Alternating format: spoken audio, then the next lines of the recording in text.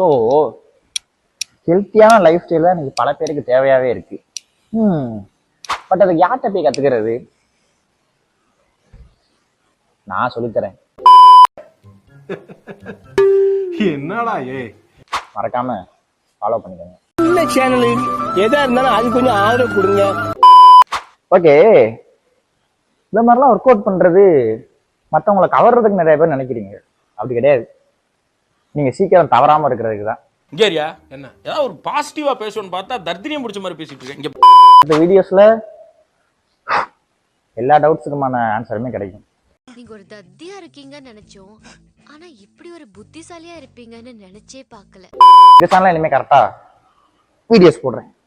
By. இவனை இப்படியே விட்டா ஊர்ல இதே பண்ணிட்டு தெரியுமா? பேசாம இவனுக்கு காலை கிடைக்காம காய அடிச்சு விட்டுருங்க.